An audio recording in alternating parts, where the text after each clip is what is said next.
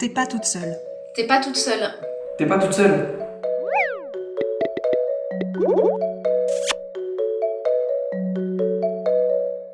Mon métier, c'est faire de la prévention autour de la vie affective, relationnelle et sexuelle à tous les âges, c'est-à-dire dès les plus jeunes, dans les écoles avec les émotions, jusqu'aux personnes aînées dans les EHPAD, en passant évidemment par les ados et les adultes. Et dans ces animations collectives, on parle forcément des violences. Je suis plutôt en charge de la levée de fonds de l'association et de toute la partie communication en lien très étroit avec le pôle de lutte contre les violences faites aux femmes chez Réseau. Mon rôle est d'accompagner les personnes victimes de violences conjugales ou intrafamiliales dans leur démarche sociale ou juridique.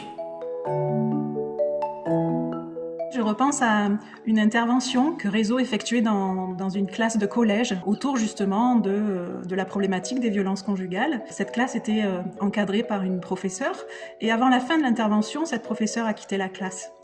Et à la fin de la session, c'est le proviseur qui est venu voir l'équipe de Réseau et qui a expliqué que la professeure était venue le voir dans son bureau et ça avait été très difficile ce qu'elle avait entendu parce qu'elle entendait ce qu'elle vivait chez elle et qu'il était très difficile pour elle de revenir après cette session de formation. Le proviseur a indiqué à l'équipe qu'il lui avait donné le numéro de Réseau.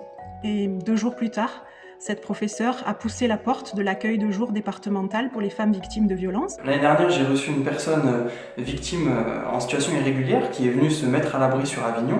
Elle résidait dans le Nord. Toute la difficulté était là, c'est-à-dire que la personne ne parlait pas bien français, elle ne connaissait pas ses droits, on a dû la mettre à l'abri, on a dû solliciter un avocat à distance. La personne victime n'a jamais rencontré son avocat, donc on a dû faire tout le lien par téléphone et par mail. On l'a aidée à déposer plainte de manière à ce qu'elle puisse être reconnue en tant que telle, c'est-à-dire en tant que victime, et qu'elle puisse vivre sa vie sereinement. Et ça a fonctionné.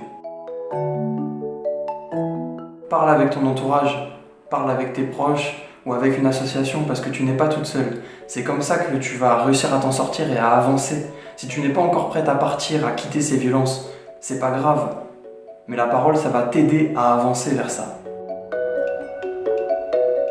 Je dirais que si vous êtes témoin d'une scène de violence, témoin direct, si vous entendez une dispute, des cris, des objets qui tombent, à des appels au secours, vous devez signaler en appelant le 17. Si par contre vous pensez que quelqu'un dans votre entourage peut être victime de violence, je crois que la première chose à faire, c'est de lui faire comprendre que vous avez compris ce qui se passe et que vous êtes là en cas de besoin. Vous pouvez aussi donner à la victime des contacts utiles d'associations d'aide aux victimes de votre département et lui rappeler aussi le numéro 3919.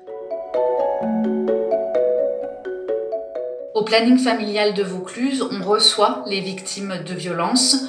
Notre métier est basé sur le non-jugement, sur la bienveillance, sur l'écoute centrée sur la personne. Et à Avignon, on vit avec le CIDFF, ce qui facilite les démarches puisqu'il y a un seul lieu pour un accompagnement complet.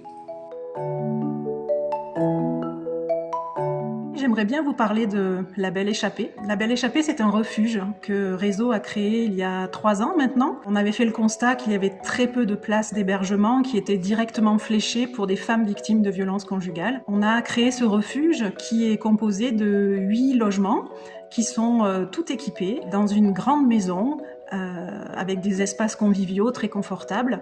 Et donc on y accueille des femmes avec leurs enfants, le temps de trouver en elles les ressources pour pouvoir rebondir vers un logement en toute autonomie. Le planning familial de Vaucluse est aussi un centre de formation certifié Calliope et former les professionnels, notamment sur les questions de violence, c'est fondamental justement pour mieux entendre et mieux accompagner les victimes de violences.